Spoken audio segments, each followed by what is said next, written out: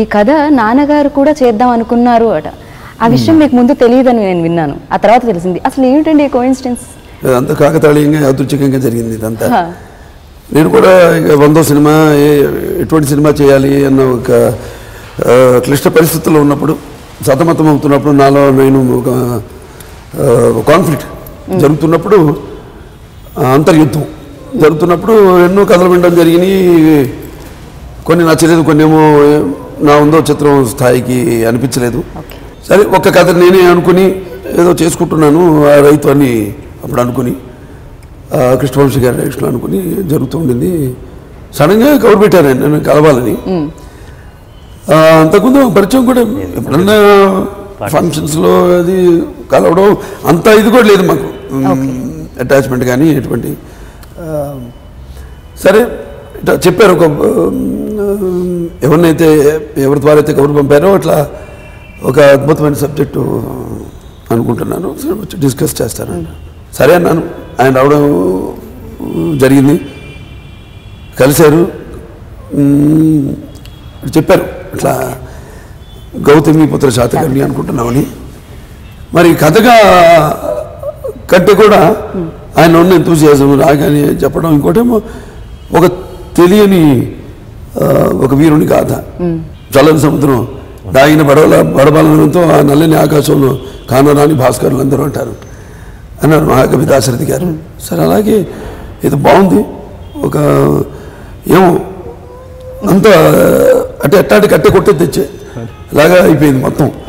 అంతే, ఎక్కువసేపు కలవాలి, ఒక 10 నిమిషాలు అనుకుంటా ఫస్ట్ మీటింగ్. అంతే, అంటే సినిమా చేస్తున్నాను సినిమా అన్నాను. అంతే అంతే అయిపోయింది. అలాగే అసలు షూటింగ్ కూడా ఇప్పుడు అయిపోయి సినిమా విడుదల రేపు 12 విడుదల అవుతుందంటే కూడా డ్రీమ్ కమ్ ట్రూ అప్పుడు అయిపోయింది సినిమా. అనగా మొన్న మేము అంటే మరొక వెళ్ళినట్టో లేకపోతే జార్జియాలో షూట్ చేసాం, ఇన్ని లొకేషన్స్లో చేసాం. అలాగే మధ్యప్రదేశ్ మహేశ్వర్లో షూటింగ్ చేసాం, ఆల్మోస్ట్ 9 రోజులు షూటింగ్ చేసాం అక్కడ. సరే ఏంటో అంతా ఒక కళలాగా అయిపోయింది మొత్తం. సో ఇంత తొందరగా సినిమా, ఇంత పెద్ద చిత్రం ఇంత తొందరగా అవ్వడం. అండ్ ఏదైతే నాకు తెలియదు ముందు ఈ చిత్రం నాన్నగారు చేయాలనుకున్నారని, తర్వాత మా కొమ్మని అంతా బయట పెట్టారు, ప్రదీప్ గారిని ఒక ఆయన, అలాగే ప్రసాద్ గారిని. సో ఇది ఎలా జరిగింది అంటే ముందు అంటే ముందు ఆయన అనుకున్నారని నాకు తెలుసు. ఆయన అనుకున్నారు కాబట్టి చేశాను అనుకోవడం, అది ఒక తండ్రిగా ఆయన అనుకున్నారు, నేను చేస్తున్నాను ఆ సంతో అది వేరు, ఆ ప్రేరణ వేరు. ఇది అలా కాకుండా అంతా ఈయనొచ్చి చెప్పడం, అడగడం, ఆ సినిమా చేయాలనుకుంటున్నాను అనడం, నేను అలాగే అనడం, తర్వాత నాకు తెలియడం నాన్నగారి సినిమా చేద్దాం అనుకున్నారని.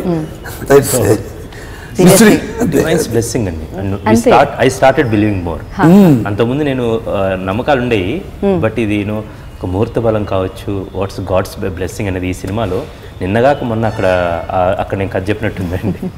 Extraordinary journey actually, one of the great years in my life.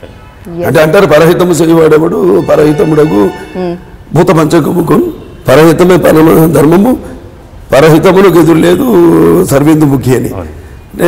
అలాగే అన్ని మొత్తం ఈ సినిమాకి ఒకటి కాదు, పరహితము చేయనప్పుడు పరహితముడగు భూత పంచకముకు, భూత అంటే పంచభూతాలని. అలాగే అందరు బ్లెస్సింగ్స్, పంచభూతాలు అయితే, అష్టదిక్కులు అయితేనేమి, శాతకర్ణి అయితేనేమి, గౌతమి బాలశ్రీ గారు అయితేనేమి, వాళ్ళందరూ కూడా వాళ్ళు ఎందుకంటే చారిత్రాత్మకంగా వాళ్ళ గురించి మనకు తెలిసింది చాలా తక్కువ.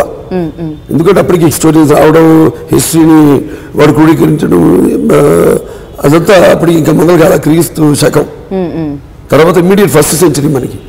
సో అప్పటికి ఇంకా స్టోరీస్ రావడం అదంతా లేదు. కాబట్టి వాళ్ళు కూడా వాళ్ళు ఆవిష్కరించదలుచుకున్నారు, సమయం వచ్చింది ఏంటో అంత అందరి ప్రకృతి కూడా సహకరించి మాకు షూటింగ్ అద్భుతంగా నిరాటంకంగా నిరామంగా ఎటువంటి అడ్డంకులు లేకుండా. అండ్ ఫ్యాన్స్ అభిమానం కూడా, ఎందుకంటే మీ 100వ చిత్రం ఇలాంటి చిత్రం అయి ఉండాలి. ఎందుకంటే నేను ఎప్పుడు అంటాను, మళ్ళీ నేను ఒక యువరత్నంగా పిలువబడుతున్నా, లేకపోతే ఒక నరసింహంగా పిలువబడుతున్నా, అదంతా మా అమ్మగారి ఆశల చొలవ, మా నాన్నగారి ఆశీస్సుల చొలవ, నా అభిమానుల చొలవ అని ఇప్పుడు ఉంటుంటాను. ఇలా సంతోషంగా ఎప్పుడూ ఒక్కసారి ఉంటాను.